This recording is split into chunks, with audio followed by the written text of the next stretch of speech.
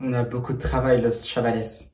Xabi Alonso a bien évidemment beaucoup de travail au Real Madrid, mais ça, bien évidemment, c'est pas une surprise parce qu'il en avait déjà parlé dès son arrivée justement au Real Madrid. Et c'est vrai que sur ce match-là, face à Al Hilal, ça n'aura pas été facile du tout pour le Real Madrid, où le club madrilène tout simplement n'aura pas su développer son jeu pour arracher cette victoire face à cette équipe d'Al Hilal. Buenas a todos y a todas, j'espère que vous allez bien. C'est Baki Kouni des Madrid. On se retrouve bien sûr sur une nouvelle vidéo à propos du Real Madrid qui a fait son entrée justement dans la Coupe du Monde des clubs. C'était bien sûr face à Al Hilal. Vamos!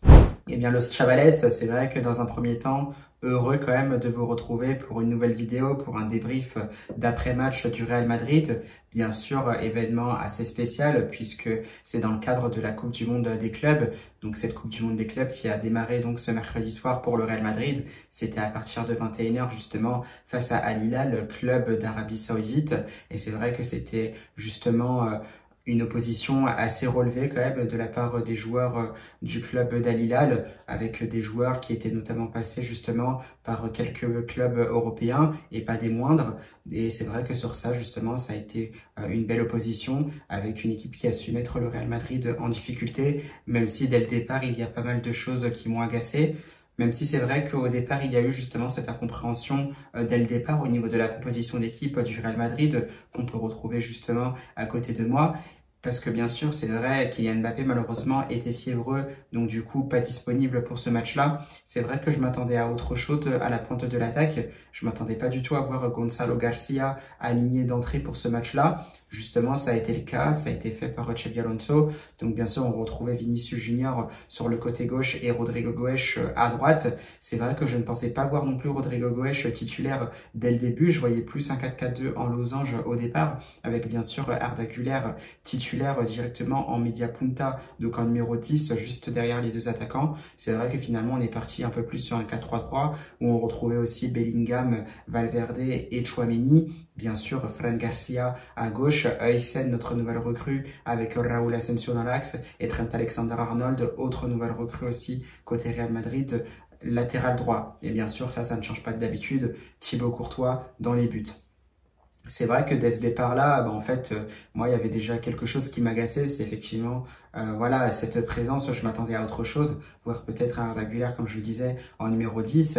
Il y a toujours ce point négatif qui me dérange, donc le fait d'aligner aussi Valverde et Tchouaméni en même temps, donc dans un même 11 de départ, sachant qu'on a vu que c'était pas possible du tout. Ça s'est encore confirmé, notamment au niveau de la complémentarité entre ces deux-là, où je trouve que tout simplement ce n'est pas complémentaire du tout, ce qui fait que par moment on manque de cohérence aussi au milieu de terrain. Ça s'est encore vu puisqu'à la créativité c'était encore une fois très très compliqué. On n'avait pas de meneur justement pour pouvoir orienter le jeu plus facilement de droite à gauche, trouver des passes justement qui cassaient les lignes pour retrouver notamment un Jude Bellingham un peu plus haut. Et ça justement ça s'est pas vraiment vu et c'est vrai qu'on a été encore une fois en difficulté. Ça rappelait tout simplement les matchs qu'a joué le Real Madrid cette saison et c'est vrai que ça rappelle aussi de très mauvais souvenirs.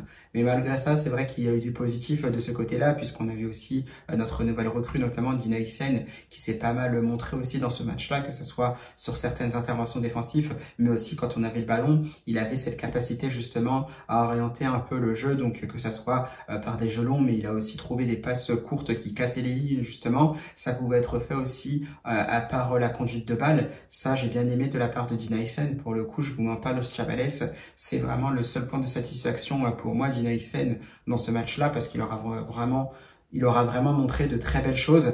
Et derrière, pour le coup, je trouve que ça n'aura pas suivi. Après, je trouve que peut-être que d'un autre côté, c'est peut-être normal. On le sait, on est en fin de saison. C'est bien sûr une fin de saison à rallonge avec des matchs qui viennent s'enchaîner aux nombreux matchs qu'il y a déjà eu précédemment. Des joueurs qui reviennent à peine de sélection. Pareil, on les met aussi dans une nouvelle préparation, entre guillemets. Et c'est vrai qu'on les voit bien sûr cramer au bout d'un moment avec cette chaleur justement du côté de Miami. Une chaleur vraiment limite insoutenable. On l'a vu notamment à la sortie de Vinicius Junior qui était complètement carbonisé. Bellingham, j'en parle pas. Donc c'est vrai qu'à partir de là, bien évidemment, c'est assez compliqué. Et je me dis que finalement, pourquoi pas autant changer justement les horaires des matchs, parce que bien sûr on se dit que des matchs à 21 h, nous qui vivons justement du côté de l'Europe, c'est peut-être un peu plus facile justement de suivre les matchs à 21 h, mais ça n'arrange pas les joueurs. à ce moment-là, pour que la chaleur soit un peu plus abordable, pourquoi pas ne simplement pas mettre les matchs à 2 heures du matin, ça fera peut-être 20 h, 21 h heure locale. Je me dis que c'est peut-être le mieux parce que c'est vrai que justement jouer à 15 h c'est très très compliqué et on a vu aussi que pas mal d'équipes se plaignaient justement de ces horaires très difficiles et justement ça a peut-être aussi peut-être pas empêché totalement, mais disons que ça peut être aussi un des facteurs qui a empêché le Real Madrid d'être un tout petit peu plus cohérent, d'être un peu plus dynamique dans son jeu, parce que finalement, le pressing qu'on attendait, et bien finalement, il n'y en a pas eu. Par moment, je voyais Vinicius Junior aussi presser tout seul naïvement, ça ne suivait pas du tout. Donc c'est vrai que là aussi, c'est assez compliqué, et c'est une des raisons pour lesquelles aussi on se dit que Xabi Alonso a vraiment beaucoup de travail à faire côté madrilène, parce que dans l'ensemble, c'est vrai que j'étais assez déçu. Un des points positifs, finalement, bah, c'est ce qu'on voit sur le premier but du Real Madrid, tout simplement. Le seul, d'ailleurs, de ce match-là, inscrit par Gonzalo Garcia, qui a de la réussite, bien sûr, avec ce double contact. Mais il a le mérite, justement, de lancer, entre guillemets, cette contre-attaque du Real Madrid. Ça, bien sûr, c'est un des points forts. On l'avait déjà vu, notamment, avec Carlo Ancelotti, ce Real Madrid qui est capable de se projeter très vite vers l'avant en contre-attaque. Ça a été encore une fois le cas parce que ça a été très vite, avec notamment un Gonzalo Garcia qui arrive à jouer en pivot, qui arrive à se retourner très vite, à toucher Vinicius, ça touche Valverde derrière, qui avec de la réussite décale Rodrigo Goes en une touche de balle, en première intention, ça sert Gonzalo Garcia, et justement Gonzalo Garcia finira très bien avec de la réussite devant Yacine Bounou, et ça fera 1-0 pour le Real Madrid. Là-dessus, sur cette action, je suis assez quand même satisfait, parce que c'est vraiment le point fort de ce Real Madrid-là, qu'on voit d'ailleurs depuis quelques mois, dès qu'il en a la possibilité, c'est d'être vraiment très efficace en contre-attaque. Donc là-dessus, très bien. Mais maintenant, c'est vrai qu'il y a toujours ces aspects négatifs. Un Real Madrid qui a été en difficulté déjà défensivement dès le début de ce match. On se fait prendre déjà sur des duels aériens. On est tout de suite déséquilibré. Par moments, on n'était même pas du tout au deuxième ballon. C'est vrai que c'était très compliqué. Et j'ai envie de dire que c'était tout simplement un match assez immonde finalement du Real Madrid. Après, là-dessus, bon, je vais pas être trop dur parce que c'est ce qu'on voit aussi depuis un moment. C'est vrai qu'on est déçus. Bien sûr, on savait que Xabi Alonso reprenait cette équipe. On était tous contents parce qu'on espérait voir aussi quelque chose de nouveau. Mais force est de constater finalement que ça peut prendre un peu plus de temps. Ce n'était que le premier match. Bien sûr, il ne faut pas tout remettre en question. C'est pour ça que dès le début de ma vidéo, je disais tout simplement qu'il y a beaucoup de travail du côté du Real Madrid. On a un gros chantier justement qui nous attend. Il va falloir travailler tout de suite parce que c'est vraiment très compliqué en ce moment. Il faudra travailler aussi avec les joueurs, notamment sur tout ce qui est pressing et surtout sur l'aspect du jeu parce que niveau possession de balle, c'est très difficile. Comme je disais, c'est vrai que Valverde et Tchouaméni, ça marche pas du tout. Il faudra trouver autre chose. Alors, je sais pas s'il faudrait mettre, par exemple, un Jude Bellingham un peu plus bas parce que finalement, de ce que j'ai vu, il était un peu plus en numéro 10 en première mi-temps. C'est vrai que là-dessus, il faudra rectifier tout ça parce que c'est vrai que ça commence à devenir gênant et tout ça, toute cette incohérence, au bout d'un moment, ça devient même insoutenable parce qu'on se dit qu'on va nulle part de ce côté-là. Donc là-dessus, je pense que de toute façon, on le voit par nous-mêmes. Force est de constater que je pense que le Real Madrid devra aller chercher un milieu de terrain relayeur avec un profil beaucoup plus technique, capable d'organiser le jeu justement. Donc une fois que cette Coupe du Monde des clubs sera terminée, parce que là je pense pas qu'il y aura des recrutements, c'est vrai que Mastantuono lui arrivera après cette Coupe du Monde des clubs, mais c'est un profil encore plus offensif qui peut évoluer notamment sur un côté, mais il faudra absolument recruter un milieu de terrain justement relayeur côté madrilène. Vous pourrez me dire d'ailleurs Los Chavales qui vous voyez justement dans ce rôle-là. Est-ce qu'il faudrait par exemple recruter, je sais pas, un Vitinha, rester toujours sur un Angelo Stilla par exemple? J'attends vos recommandations justement en commentaire, mais c'est vrai qu'il faudra agir de ce côté-là. Pareil, et c'est vrai qu'on a vu écho aussi sur le secteur défensif où c'était pas facile du tout. On voit Raúl Asensio qui aura notamment beaucoup de progrès à faire de ce côté-là, notamment sur la concentration, la gestion des émotions, parce que c'est vrai qu'il ne faudra pas tout prendre pour acquis pour Raúl Asensio, ne pas rester justement sur ses acquis, parce que là, il y a des erreurs de relâchement qui n'étaient pas habituelles chez le défenseur espagnol, donc récemment sur les derniers matchs. Et là, je trouve qu'il se fait quand même avoir beaucoup trop facilement. Donc un penalty qui est concédé naïvement par le jeune défenseur espagnol, qui laissera d'ailleurs sa place par la suite en deuxième mi-temps. Et justement, on retombe un peu dans nos travers finalement, parce qu'avec l'indisponibilité des défenseurs, c'est Aurélien Tchouaméni qui est obligé de se recoller au poste de défenseur central. Bien sûr, aucun automatisme avec Dean Huijsen, et ça, c'est encore une fois très embêtant. Et ça prouve encore une fois tout ce chantier qu'il y aura du côté du Real Madrid. Mais bien sûr, on ne désespère pas, on est conscient, on sait ce qu'on a à faire. Et bien évidemment, il faudra faire preuve de patience pour Xabi Alonso pour que quelque chose de concret puisse se mettre en place,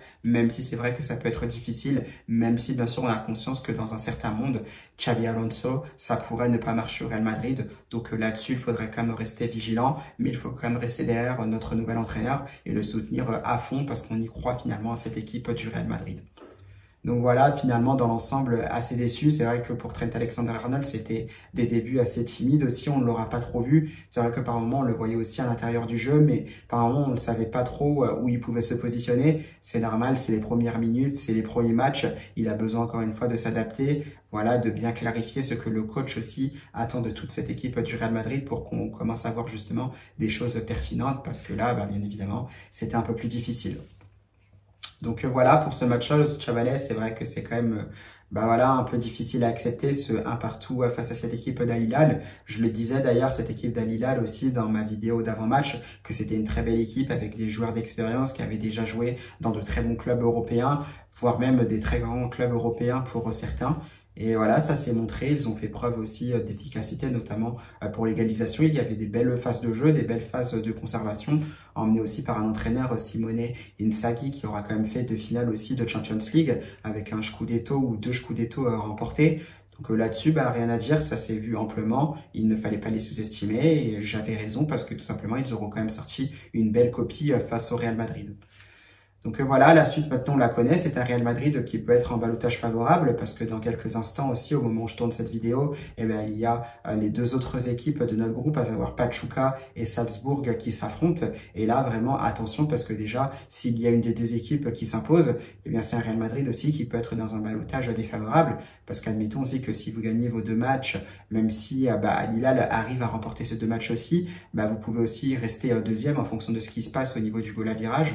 Donc attention à cela parce qu'en 8e de finale, vous pouvez déjà tomber sur un Manchester City qui a peut-être de fortes chances finalement de finir premier de sa poule, mais même en finissant premier, la Juventus de Turin, ça peut être aussi un gros tirage, pas facile à manœuvrer tout en sachant qu'on a beaucoup de mal aussi, donc là-dessus je me méfie. Mais bon, finalement, je me dis que le plus important, ce n'est peut-être pas ça, c'est vraiment de continuer à travailler, de travailler les automatismes avec les joueurs, vraiment ressortir quelque chose de concret dans cette équipe du Real Madrid, parce que là, c'est vrai que ça devient insupportable par moment, tant pour moi, c'était pas un match correct du Real Madrid, c'était pas un match digne du Real Madrid, et c'est vrai que dans l'ensemble, même si on doit être patient avec cette équipe, même si on doit être patient justement avec le nouvel entraîneur, bien évidemment, de ce côté-là, on est quand même assez déçu. Donc voilà, je vais pas faire je vais pas forcément viser trop de joueurs maintenant au niveau des performances. On le sait, on a l'impression que c'est vraiment sur les mêmes lignées que la saison précédente, que la saison qui vient de se terminer. On voit qu'on a vraiment besoin d'un peu plus de temps pour passer à autre chose. Maintenant, on doit continuer à bosser.